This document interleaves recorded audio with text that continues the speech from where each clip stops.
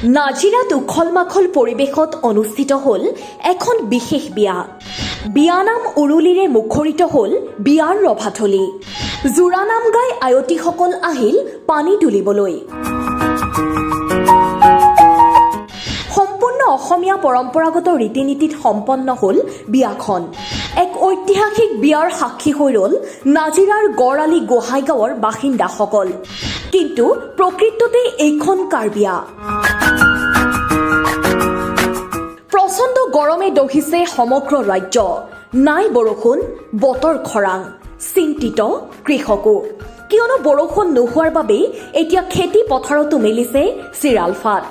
গৰমৰ পৰা পৰিত্ৰাণ পাবলৈ পথাৰত পানী বিচাৰি বৰষুণ দিয়া আশাৰে নাজিৰাৰ গড়আলি গোহাঁইগাঁৱত ৰাইজে অনুষ্ঠিত কৰিলে ভেকুলীৰ বিয়া। বৰষুণ বিচাৰি আয়তীৰ উৰুলি বিয়ানামেৰে গুঞ্জৰিত নাজিৰা গড়আলি গোহাঁইগাঁও। বিয়ানাম উৰুলিৰে মুখৰিত নাজিৰাৰ গড়আলি গোহাঁইগাঁও। আয়তীসকলে জোৰানাম গাই ওলাই আহিল পানী তুলিবলৈও। মুঠৰ ওপৰত এজাক বৰষুণ লাগে নাজিৰাৰ গড়আলি গোহাঁইগাঁৱৰ বাসিন্দাক। কৃষিৰ প্ৰয়োজনীয় পানীৰ বাবে খেতিয়কসকলে প্ৰায়ে প্ৰকৃতিৰ ওপৰতে নিৰ্ভৰ কৰিব লগা হয়। কেতিয়াবা খেতিৰ ভৰপকৰ সময়তো বতৰ খৰাং হয় আৰু পথাৰে চিৰাল ফাট দিয়ে। এনেকুৱা অনাবৃষ্টিৰ সময়তে মানুহে প্ৰকৃতিক সন্তুষ্ট কৰিবলৈ কিছুমান লোকাচাৰ পালন কৰে। তেনে বিভিন্ন অনুষ্ঠানসমূহৰ ভিতৰত ভেকুলী বিয়া অন্যতম। অসমীয়া বিবাহ উৎসৱৰ পৰম্পৰাগত ৰীতি নীতিসমূহৰ পালনেৰে দুটা ভেকুলীৰ বিয়া পাতি ৰাইজে আনন্দ উল্লাস কৰি বৰষুণ কামনা কৰে।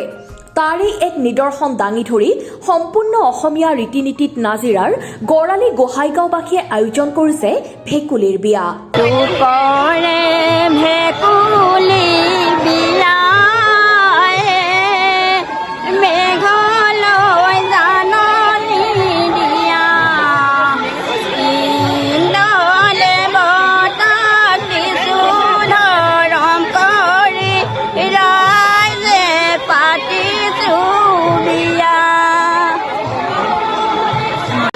বহুত দিনৰ পৰা বৰষুণ হোৱা নাই। আমি আইতাসকলৰ মুখত শুনিছিলোঁ ভেকুলী বিয়া বোলে পাতিলে বৰষুণ হয়। সেয়েহে গাঁৱৰ ৰাইজে একত্ৰিত হয় আজি এয়া অনুষ্টুপীয়াকৈ পৰম্পৰাভাৱে আমি ভেকুলী বিয়া পাতিবলৈ এয়া আয়োজন কৰিছোঁ।